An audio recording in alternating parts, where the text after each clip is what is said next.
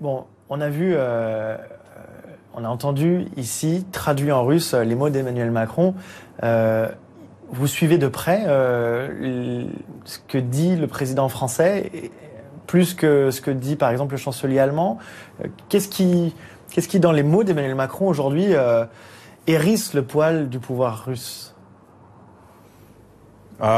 Il est le premier entre leaders européens qui a directement évoqué l'envoi des soldats au sol en Ukraine.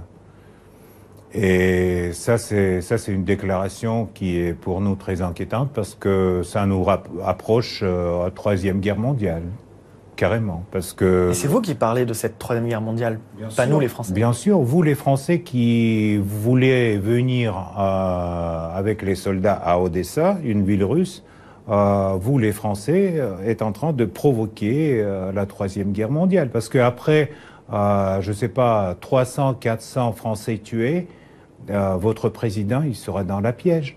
Il devrait soit accélérer l'histoire, soit augmenter la présence de troupes, soit retirer les troupes.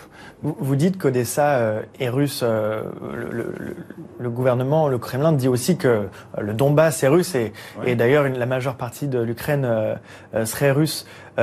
Historiquement, bien sûr, personne ne conteste la culture commune entre ces terres et la Russie. C'est pas la culture commune, c'est la même culture parce que c'est le même peuple. Mais moi, en tant que journaliste, je me suis rendu en Ukraine depuis le début de la guerre. J'ai rencontré des Ukrainiens et tous me disent leur volonté de rester à l'écart de la Russie, de garder leur indépendance, de rester ukrainiens et non pas de devenir russes. Est-ce que vous entendez cette voix des Ukrainiens qui vous disent « laissez-nous tranquilles, on veut être indépendants ». On a pendant 30 ans attendu que ces Ukrainiens arrêtent de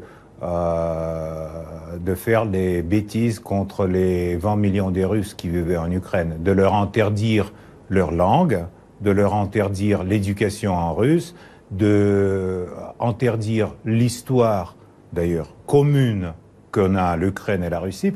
L'Ukraine, c'est mon pays. Mon arrière-grand-père était le maire de Kiev. C'est mon pays. Et je ne veux pas que mon pays devienne un pays nazi, comme aujourd'hui. Mais les choses changent. Je ne veux pas que mon pays parle une autre langue.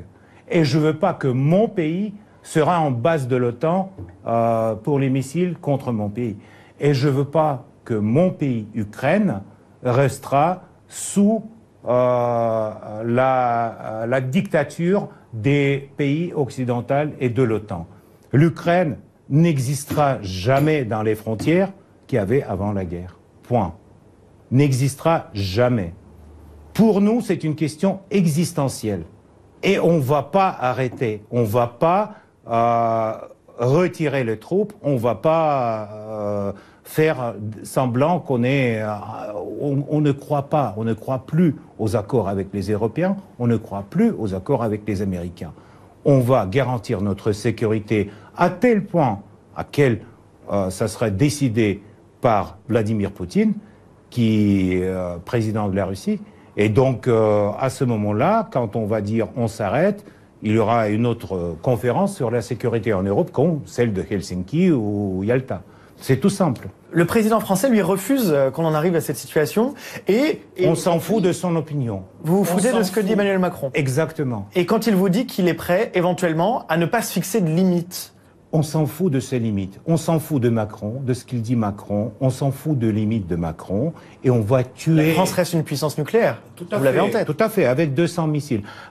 Et donc, on va tuer tous les soldats français qui vont venir au sol ukrainien. Tous. Parce qu'aujourd'hui, il y en a, durant le conflit en Ukraine, 13 000 mercenaires, dont 367 Français, et dont 147 ont déjà tué. Donc il y en a 147 citoyens de la France qui ont été tués en Ukraine. Et on va tuer tout le monde. Vous inquiétez pas. Les pervers, tout simplement.